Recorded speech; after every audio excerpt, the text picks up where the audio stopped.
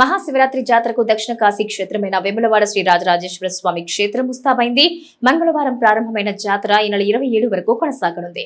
తెలంగాణతో పాటు మహారాష్ట్ర, ఏపీ, ఛత్తీస్గఢ్ రాష్ట్రాల నుంచి సుమారు 5 లక్షల మంది భక్తులు దర్శించుకోనున్నారు. భక్తులకు అన్ని ఏర్పాట్లు చేశారు అధికారులు. దేవాదాయ కమిషనర్ రాజన్న సిరిసిల్ల జిల్లా కలెక్టర్ సందీప్ కుమార్, ఈవో వినోద్ ఏర్పాట్లు పర్యవేక్షిస్తున్నారు. ఆలయ పరిసరాల్లో చలువ పందిర్లు, స్నాన ఘాట్లతో పాటు ఇతర అన్ని ఏర్పాట్లు చేశారు.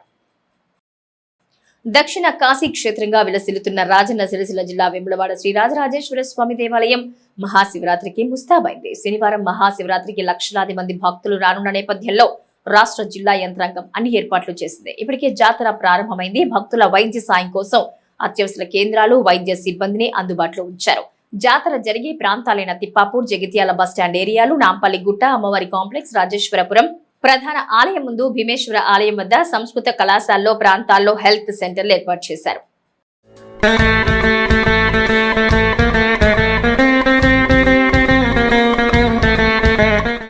మహాశివరాత్రి జాతర మంగళవారం నుంచి 3 రోజుల పాటు జరుగుతుంది. 26 రాత్రి 9 గంటల నుంచి నిసి పూజ తరువాత అన్ని పూజలు రద్దు చేసి కేవలం భక్తుల సౌకర్యార్థం లఘు దర్శనం, కోడె మొక్కుబడి నిర్వహిస్తారు.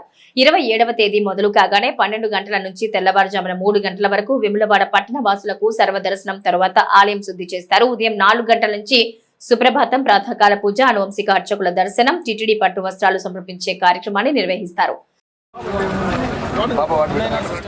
వేములవాడలో 3 రోజుల పాటు జరిగే జాతరకు సుమారు 20 కోట్ల రూపాయల అంచనాలతో ఏర్పాటు చేశారు ఆలయ అధికారులు. చలవ పందిళ్లతో పాటు త్రాగునీరు, ప్రత్యేక కళ్యాణ కట్టలు, కళా ప్రదర్శన, ఉచిత బస్సు రవాణా తదితర సౌకర్యాలు కల్పించారు. భక్తులకు ఎలాంటి ఇబ్బందులు తలెత్తకుండా అన్ని ఏర్పాట్లు చేశారు. ఈ సంవత్సరం మహిళలకు ఉచిత బస్సు సదుపాయం ఉన్నందున మహిళలు భారీగా తరలివచ్చే అవకాశాలున్నాయి. లక్షలాది మంది భక్తులు దర్శించుకున్నందున లడ్డూలు, పులిహోర ప్యాకెట్లు తయారు చేయించారు.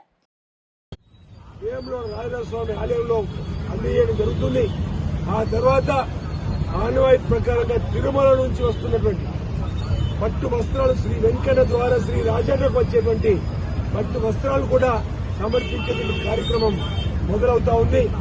అందరూ అధికార సమయంతోనే ఈ కార్యక్రమాలు ఏర్పాటు చేస్తూ ముందుకు పోతున్న క్రమంలో ఈ రోజు ఉదయం వచ్చేటువంటి భక్తులకు శ్రీ రాజరాజేశ్వర సన్నిధిలో పార్కింగ్ స్థలంలో అల్పాహారానికి సంబంధించినటువంటి దాన్ని ప్రారంభం చేయడం జరిగింది. అదేవిధంగా వచ్చే భక్తులకు ఉచితంగా బస్సు ప్రయాణం కల్పించడానికి కోసం, దేవుడి దగ్గరికి వచ్చేయడానికి కోసం ఇప్పుడే వాహనాలు ప్రారంభం చేసుకోవడం జరిగింది. మరికొద్దిసేపట్లో పట్టణ ఆర్యవేశ సంబంధించిన సభ్యులు ప్రతి ఏటా ఏదైతే లక్ష్మీ గణపతిలో ఉచిత భోజనం, ఉచిత అల్పాహారం సంబంధించి కూడా ప్రారంభం చేయడానికి కోసం పోతా ఉన్నాం. పట్టణంలో మంగళవారం జాతరను ప్రభుత్వ విప్ స్థానిక ఎమ్మెల్యే ఆది శ్రీనివాస్ ప్రారంభించారు. ఆయా ప్రాంతాల్లో పర్యటిస్తూ అధికారులకు పలు సూచనలు చేశారు. భక్తులకు ఎలాంటి అసౌకర్యాలు కలగకుండా అన్ని సదుపాయాలు కల్పించాలని ఈవోను ఆదేశించారు.